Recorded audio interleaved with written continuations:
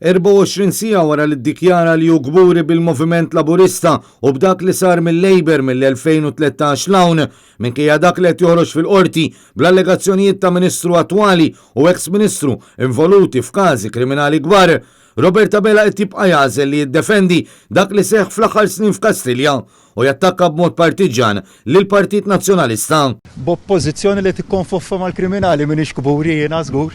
Ġifieri kuntent kif skambri daqstant int kuntent kif skambri. B'oppożizzjoni li tikkonfoffa mal-kriminali. Prim Ministru dal-aħħar. Qed taħrabna wiżda l-aħħar Prim Ministru. Din in-nofs tweġiba waslet wara li bid-dikjarazzjoni li għamel il-ħadd minkejja li l-moviment kien immexxi minn Keith Schembri li llum jinsab akkużat b'akkużi serji ta' korruzzjoni u ħasil ta' flus.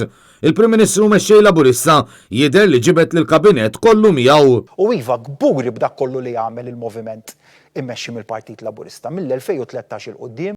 Membri tal-kabinett li huma qrib ħafna ta' Abela ripetew l-istess diska li ħambaq fuq għall-Prim Ministru lejliet fosthom il-Ministri Aron Farrugia u Clayton Bartolo.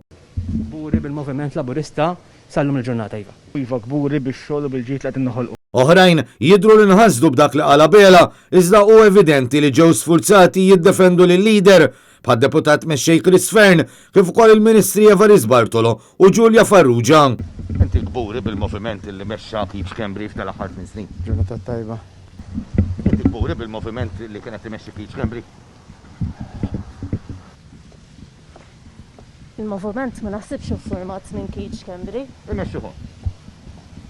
Kien il-moħħ prinċipali waħed. Daħel miegħi għall-kabinet. Sa dan it-tant fl-aħħar sigħat faċċaw dettalji ġodda dwar il-vaganza li l-Ministru Edward Zammit Lewis u l-ex-Prim Ministru Joseph Muscat kienu għamlu f'lukanda Franċiża, proprjetà tal-grupp li kien imexxi Jorgen Fenech.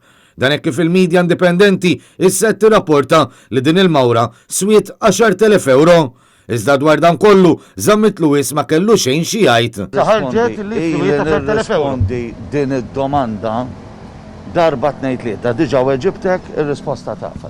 Fil-verità fl-ewwel ta' Diċembru li għadda u kien qalilna biss li ma kellux irċevuti ta' dak iż-żmien. Minħallas, iġi l-istat inti Jiena m'għandix riċevuti ta' 6 snin. Għal daqstant hekk kif għaddu sal-lum mhux ċar kemm mill-10,000 euro tħallsu minn Zammit Lewis, Muscat jew Jorgen Fenech, din is-sitwazzjoni qed titfa' lil uħud mill-membri tal-kabinett f'pożizzjoni skomda ħafna. 10,000 ma ġewx iddikjarati laqqas Ministru ta' tistaqsih illum bil-laqgħa.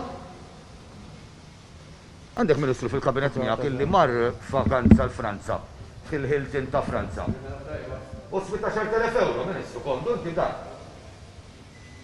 ħaġet li ħassu 10,000 euro jina safejna fien.